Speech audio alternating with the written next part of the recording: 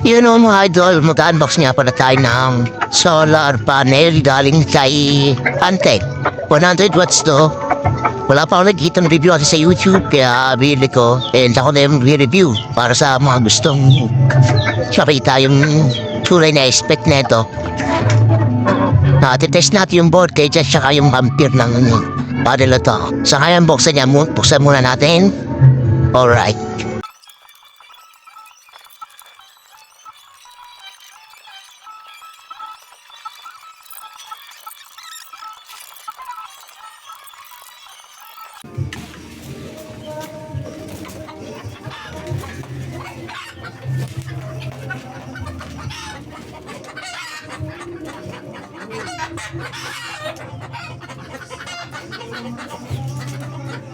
Nakita niyo ba ang mga idol? Ayan. Picture ako na lang para medyo malinaw. Malabo tayo sa video. 1, 2, 3, 4, 5, 6, 7, 8, 9, 10, 11 club. 12 BB. Di ko alam mo paano nila binibinong to. Pero yan, ang insura ng panel. Tingnan natin yung sticker sa likod. Ito yung airspace niya.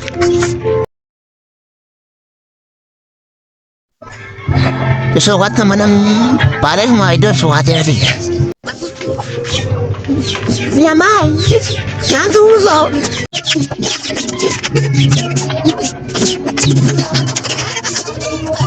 Oh my God! Ito yung service clearance. Dapat. Ito naman sa mula sa bubang taas. Ayaw, 57 din.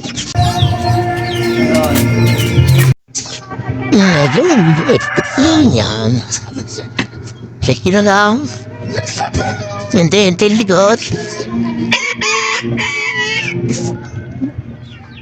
Buksan din natin to.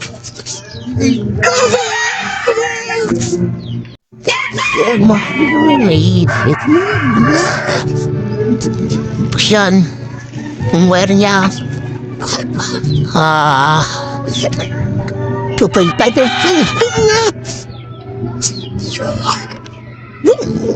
Hello. Hindi na natin siguro papalitan to. Ganda naman yung pagkakasino.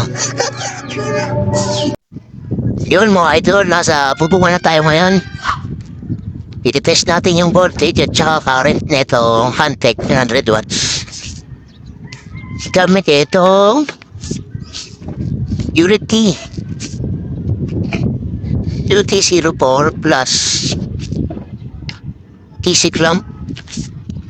Then ito naman siya para sa direct mumurahin multi-tester.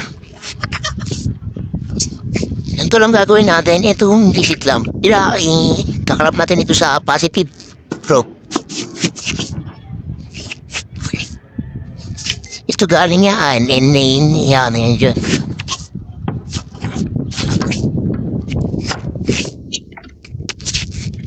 Ito.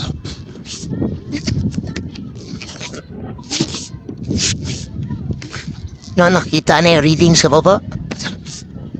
And ito naman, yung tester natin, lilipat na dito sa 10 ADC, tapos ilipon natin dito sa 10 ampere.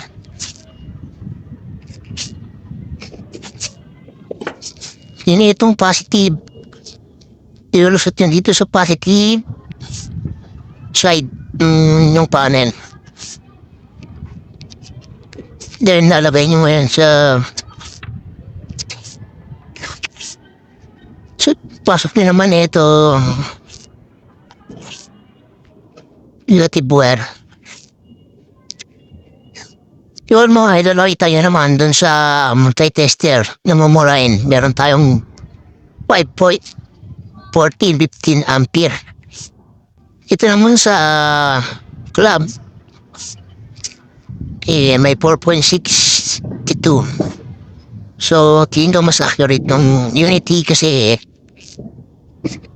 trusted to. Yun mga idol, ito yung current ng isang panel dito sa right side. Voltage test naman natin.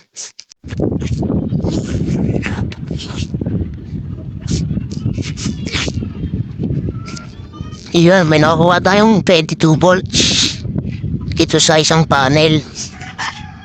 Iyan, test naman natin yung current niya. Ito, isip lang na unity. Mas accurate to. So, kailangan natin dito sa 60 ampere. And then, dito sa mumuraing tester, itong rate na probe. Nabilang natin siya 10 ADC. Then, adjust natin itong dati dito sa 10 ampere.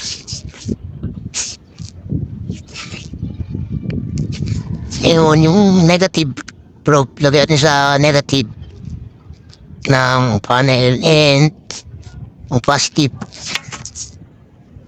Siyempre, dito sa positive side.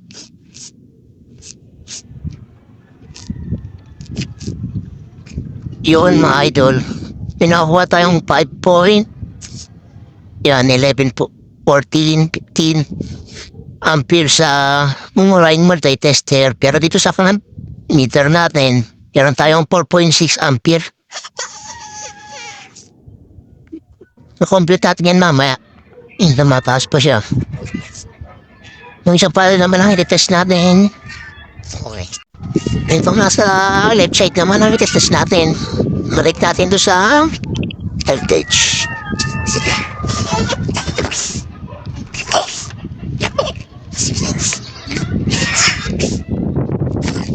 Sa 1 volts. Then, test natin.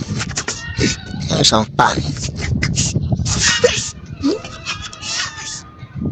Yun, may nakukuha rin tayong 22.7 volts dito sa left side na panel.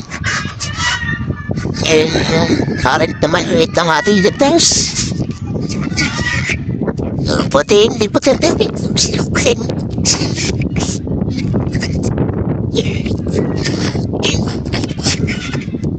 Ito ang clock meter natin. Labi natin dito sa positive side. Yun. Ito yung current niya sa mumuraing multi-tester. May 5 point. Yan, 70, 80, 19. Mataas. Dito naman sa clock meter, meron tayo nakukuha ng 4.16. Yan, convert natin yan dalawa. Yun, kanilang test, mga idol, sa tingin ko, legit naman siya na 100 watts. Ngayon, parallel ko siya para makabuo tayo ng 200 watts panel. Kaya mga idol.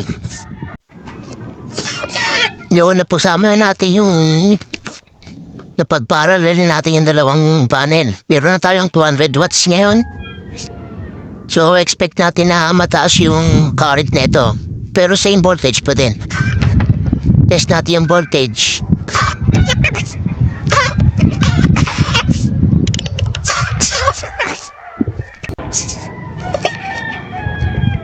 Yun, may nakawa pa rin tayo yung 22.6 volts.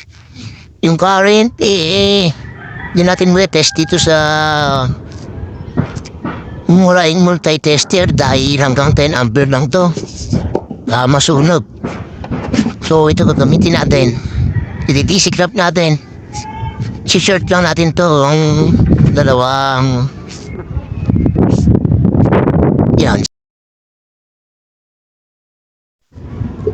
Dinabiguan na nag-overheat yung cellphone. Itong DC clamp. Lagyan natin dito sa positive side.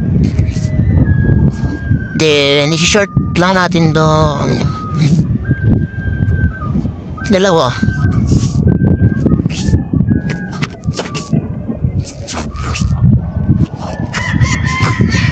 Yun, may nakuha tayong 9.24 amperes. Pinagsama natin yung dalawang 100 watts. So, meron na tayong 200 watts. At ito ang kanyang ampere. Yan, 9.24. And sure ball na dikit naman siya.